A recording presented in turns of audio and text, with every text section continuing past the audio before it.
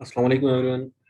Today our topic is 11.4 Lagrangian approach for two chords and three springs.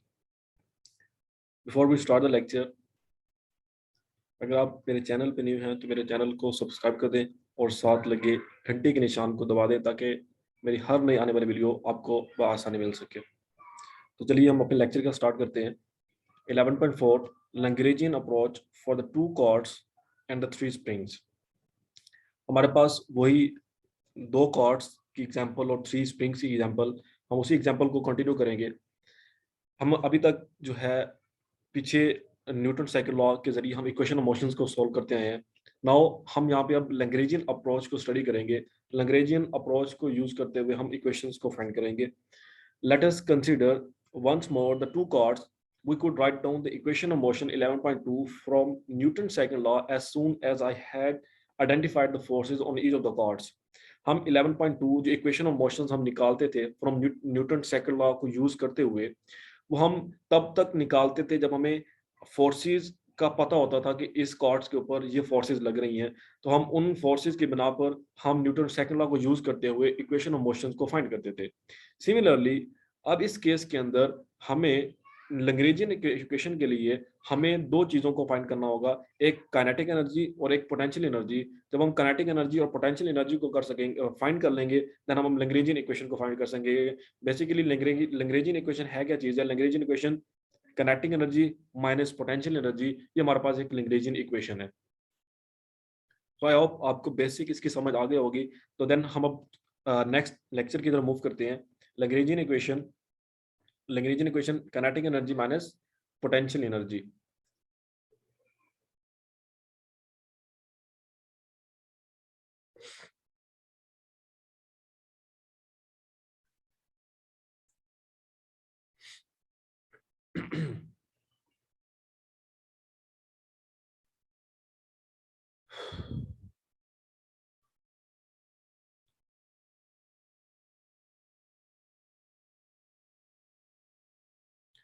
The kinetic energy, two cords के ऊपर हमारे पास जो kinetic energy, दोनों chords के ऊपर जो काइनेटिक एनर्जी लग रही है, फॉर कॉर्ड 1 1/2 m1 x1 डॉट का square plus 1/2 m2 x2 dot का स्क्वायर, ये हमारे पास 11.35।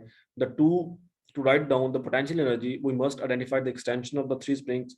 पोटेंशियल एनर्जी को राइट डाउन करने के लिए हमें स्प्रिंग्स की एक्सटेंशन का पता होना चाहिए कि कौन सा स्प्रिंग कितना जो है वो एक्सटेंड हो रहा है। तो हमारे पास जो K1 है उसका वो x1, उसकी एक्सटेंशन x1 है, और K2 के हमारे पास x2 माइनस x1 है, और K3 की एक्सटेंशन माइनस x2 है। तो हमारे पास जो पोटेंशियल एनर्जी जो हमारे पास होगी वो U is equal to 1/2 K1 x1 का square plus 1/2 K2 x1 minus x2 whole का स्क्वायर प्लस 1/2 K3 x2 का स्क्वायर। ये हमारे पास क्या होगी? पोटेंशियल एनर्जी होगी।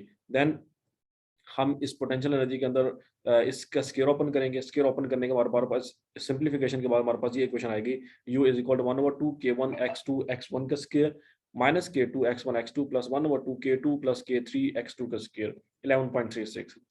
These two results immediately give the Lagrangian T minus U and hence the two Lagrangian equation of motion।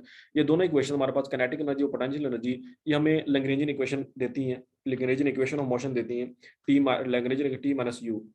तो हमारे पास जो दो Lagrangian इक्वेशन जो इससे हमारे पास दो Lagrangian इक्वेशन बनेगी। वो एक बनेगी T/T partial Lagrangian over partial x1 dot is equal to partial Lagrangian over partial x1, जो कि इक्वलेंट है, जो कि हमने इक्वेशन ऑफ मोशन फाइंड की थी by using Newton second law. वो हमारे पास इक्वेशन ऑफ मोशन क्या थी? m1 x1 double dot minus K1 plus K2 x1 plus K2 x3। आपको याद होगा लेक्चर नंबर 11.1 के अंदर हमने ये सॉल्व किया था। और हमारे पास सेकंड जो Lagrangian इक्वेशन होगी वो d/dt partial x2 dot plus partial L over partial x2। और ये हमारे पास जो सेकंड इक्वेशन ऑफ मोशन हमने 11.3 के अंदर सेकंड कॉर्ड के लिए हमने फाइंड की थी, m2 x2 double dot is equal to K2 x1 minus K2 plus K3 x2 आई थी। हमारे पास जो Lagrangian इक्वेशन को यूज करते हैं हमारे पास दो इक्वेशन जो निकलती हैं वो हमारे पास ये है। और अगर हम न्यूटन सेकंड लॉ को यूज करते हुए अगर हम इक्वेशंस को फाइंड करें, इक्वेशन ऑफ मोशंस को फाइंड करें, तो वो हमारे पास ये इक्वेशन ऑफ मोशंस है जो कि न्यूटन सेकंड लॉ को यूज करते हुए हम निकालते हैं। These are two precisely the two equation of motion 11.2 which we rewrite in the compact matrix of mx double dot minus kx। वो यही वो बात यही कह रहा है कि ये वही दो इक्वेशन है जो कि हमारे पास इक्वेशंस निकलती थी फॉर कॉट 2 और कॉट 1 के लिए, देन हम उसको एक कंपैक्ट मैट्रिक्स फॉर्म के अंदर लिखते थे mx double dot is equal to minus kx। Now next हमारी जो प्रॉब्लम है वो है डबल पेंडुलम। डबल पेंडुलम, अब हम इसके अंदर डबल पेंडुलम को स्टडी करेंगे। हमारे पास दो मैसेज हैं, M1 और M2 मैसेज होंगे, और M1 जो है एक रॉड के साथ सस्पेंड किया हुआ है जिसकी लेंथ L1 है, और M2 जो है एक रॉड के साथ सस्पेंड किया गया है जिसकी लेंथ L2 है, और M2 जो है वो M1 के साथ सस्पेंड किया गया है, और जबकि M1 जो है एक फिक्स्ड पिवट है उसके साथ अटैच किया गया है। So consider a double pendulum compressing a mass M1 suspended by a massless rod of length L1 from a fixed pivot, and a second mass M2 suspended by a massless rod of length L2 from M1 as shown in figure। और जो हमारे पास second mess है वो एक मैसलेस road of length L2 के साथ attached है from M1 as shown in figure, जैसा कि फिगर के अंदर इस शो किया जा रहा है। So it is straightforward matter to write down the Lagrangian L as a function of two generalised coordinates. तो हम देख सकते हैं कि हमारे पास इसके अंदर लैग्रेंजियन अप्रोच को, लैग्रेंजियन फंक्शन के लिए हम यहाँ पे दो जनरलाइज कोऑर्डिनेट्स को यूज करेंगे। एक हमारे पास phi1 and phi2, two generalized coordinates phi1 and phi2 shown when the angle phi1 increases from 0। जब हमारे पास ये एंगल phi1 इंक्रीज होगा जीरो से जब इंक्रीज होगा, the mass m1 rises by an amount, हमारे पास जो मैस m है ना वो इंक्रीज होगा by an amount L1 1 minus cos phi1 and the gains potential energy, और पोटेंशियल एनर्जी जो गेन करेगा मैस m1 की जो पोटेंशियल एनर्जी होगी वो u1 is equal to m1g L1 1 minus cos phi1 होगी। सिमिलरली जब हमारे पास मैस 2, जब हमारे पास phi2 जो है वो इंक्रीज करेगा from zero, the second mass rises by an amount L2 1 minus cos phi2, तो हमारे पास जो सेकंड मैस है M2 वो भी इंक्रीज होगा by L2 1 minus cos phi2, but in addition, लेकिन उसके साथ बिकॉज जो हमारे पास मैस 2 है वो मैस 2 हमारा सस्पेंड हुआ है M1 के साथ, तो जब M2 इंक्रीज होगा तो M2 के साथ M1 भी इंक्रीज होगा क्योंकि वो M1 के साथ अटैच था। तो सिमिलरली जब हमारे पास phi2 इंक्रीज होगा from 0, the second mass rises by an L2 1 minus cos phi2, but in addition its point of support M1, उसका point of support M2 का point of support M1 था, तो has risen, तो M1 भी increase होगा L1 1 minus cos phi1। तो हमारे पास जो सेकंड मैस की जो पोटेंशियल एनर्जी होगी वो U2 is equal to M2G L1 1 minus cos phi1 plus L2 1 minus cos phi2 होगी। तो हमारे पास जो टोटल पोटेंशियल एनर्जी होगी वो टोटल पोटेंशियल एनर्जी क्या होगी, U1 plus U2। U1 plus U2 हमारे पास टोटल पोटेंशियल एनर्जी होगी, जिसकी हमारे पास जो फाइनल इक्वेशन आएगी पोटेंशियल एनर्जी की वो ये आएगी। देन हम काइनेटिक एनर्जी की तरफ आएंगे। The velocity of M1 is just L1 phi1 dot, हमारे पास M1 मैस M1 की जो वेलोसिटी है वो L1 phi1 डॉट है, in that is the tangential direction. So kinetic energy of mass M1 is T1 is equal to 1/2 M1 L1 का square phi1 का square. The velocity of the mass 2 is the vector sum of the two velocities. As we discussed before, the mass M2 is suspended by M1. M2 suspended by a point of support M1. M2 जो है वो suspended है M1 के साथ. So the velocity of M2 is the vector sum of the two velocities. So the velocity of M2 का जो velocity होगी वो वेक्टर सम होगी दो वेलोसिटीज की, M1 की वेलोसिटी और M2 की वेलोसिटी, उन दोनों का वेक्टर सम होगी। It's mean T2 is equal to 1/2 M2 L1 phi1 dot का square L1 phi1 dot plus L2 phi2 dot whole का स्क्वायर। जब हम इसका स्क्वायर को ओपन करेंगे तो हमारे पास L1 का square phi1 dot square plus 2 L1 L2 phi1 dot phi2 dot cos phi1 minus phi2 plus L2 का स्क्वायर phi2 डॉट का स्क्वायर। तो हमारे पास जो टोटल काइनेटिक एनर्जी आएगी वो total kinetic energy T1 plus T2 को हम ऐड करेंगे तो हमारे पास टोटल काइनेटिक एनर्जी निकल आएगी। तो ये हमारे पास टोटल काइनेटिक एनर्जी की फाइनल इक्वेशन, ये हमारे पास टोटल काइनेटिक एनर्जी है। देन हमारे पास पोटेंशियल एनर्जी आ गई है, काइनेटिक एनर्जी आ गई है, तो हमारे पास लैग्रेंजियन इक्वेशन क्या होती है, लैग्रेंजियन T माइनस U। तो हम क्या करेंगे, T minus U। The equation is reminiscent of simple pendulum. ये हमारे पास जो इक्वेशन है ये सिंपल पेंडुलम के रेमिनिस्ट है, तो जिसकी लिए इक्वेशन जो यूज होती है वो L phi2 double dot is equal minus G sin of phi। So L phi1 double dot is equal minus G phi। Since the factor cos phi1 minus cos phi2, ये जो factor cos phi 1 minus phi 2 है, ये already multiply हो रहा है हमारी by the 2 small product, we can approximate the cosine by 1, because हमारे पास ये जो कोस फाई 1 है और कोस फाई 2 है, ये हमारे पास यहाँ पे देखिए कोस फाई 1 माइनस फाई 2, ये ऑलरेडी 2 प्रोडक्ट्स के साथ मल्टीप्लाई हो रहा है। देन हम इसको अप्रोक्सीमेट करेंगे कोसाइन बाय 1, तो हमारे पास जो काइनेटिक एनर्जी की जो इक्वेशन आएगी T is equal to 1/2 m1 plus m2 L1 का स्क्वायर फाई 1 डॉट का square plus m2 L1 L2 phi 1 dot phi 2 dot plus 1/2 m2 L2 dot का स्क्वायर फाई 2 डॉट का square. The Taylor series of cos psi, अब cos psi के लिए जो Taylor series होती है वो हमें अप्रोक्सीमेशन देती है cos psi approximate is equal to 1 minus psi square by 2। तो हमारे पास जो इक्वेशन 11.37 थी पोटेंशियल एनर्जी के लिए, हमारे पास जो इक्वेशन थी 11.37, ये इक्वेशन, इस इक्वेशन के अंदर हमारे पास जहाँ पे cos psi 1 है, इस इक्वेशन के अंदर हम उसको रिप्लेस कर देंगे 1 माइनस, इसको हम रिप्लेस करेंगे 1 minus pi square 1 minus size square by 2 के साथ। तो हमारे पास जो इक्वेशन 11.37 है वो रिड्यूस होकर कुछ इस तरह बनेंगे, u is equal to 1/2 m1 plus m2 g L1 phi 1 का square plus 1/2 m2 g L2 phi 2 का स्क्वायर।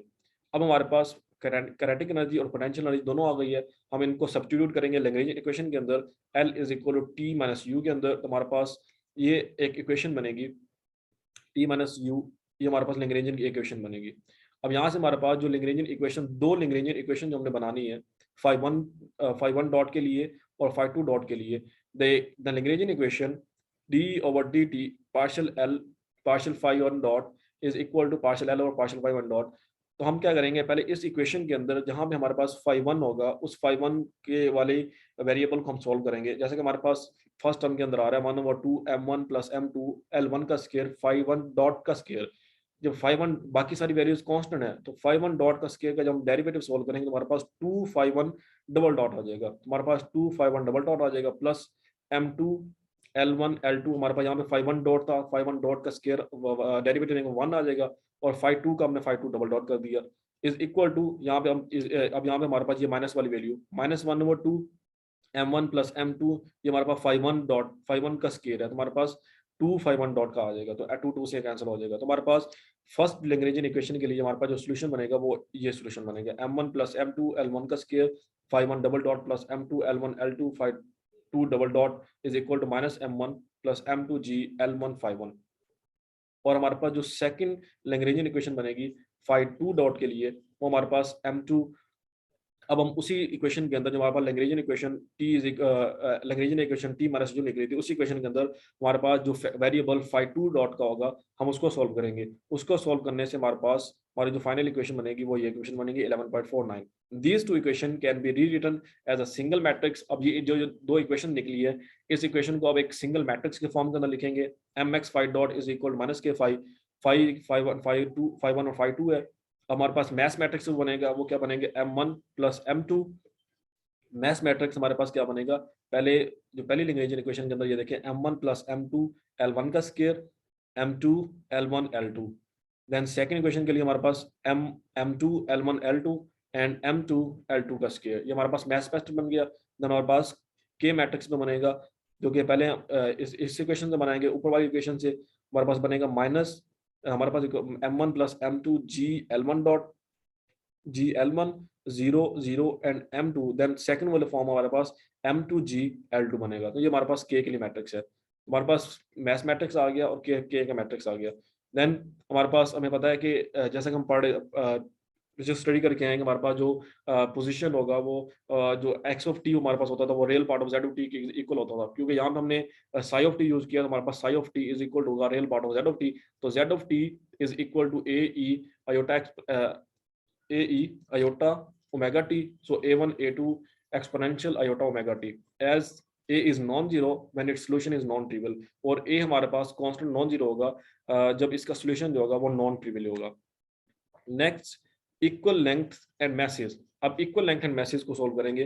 प्रॉब्लम हमारे पास वही है, लेकिन इस केस के अंदर हमारे पास लेंथ इक्वल हो जाएगी, दोनों मैसेज के लिए हमारे पास जो रॉड की लेंथ थी वो दोनों इक्वल हो जाएंगी और दोनों मैसेज भी सेम हो जाएंगे। Let us now restrict our attention to the case that our double pendulum has equal masses m1 is equal to m2 is equal to m and equal lengths, और उनकी lengths भी equal है, l1 is equal to l2 is equal to l से, so then we replace g, तो हम क्या करेंगे, g को replace कर देंगे everywhere by l phi dot का स्केयर, तो हम जहां जहां पे g है वहां पे हम रिप्लेस कर देंगे l phi डॉट का square and the two matrix, हमारे पास दो मैट्रिक्स बन जाएंगे, m is equal to k, m and k के, वो हमारे पास m के लिए मैट्रिक्स बनेगा वो m l स्केयर 2 1 1 बनेगा, और k के लिए मैथ मैट्रिक्स बनेगा m l square 2 omega naught square 0 0 omega naught square. ये किस तरह आएगा, ये हमारे पास जो मैथ मैट्रिक्स बने हैं इसके अंदर हम आप उसको जब रिप्लेस करेंगे, जी को रिप्लेस करेंगे एल ओमेगा नॉट स्केयर के साथ, जहां जहां पे जी है वहां वहां पे L omega naught square put करेंगे, तो हमारे पास ये दो मैथमेटिक्स निकल आएंगे,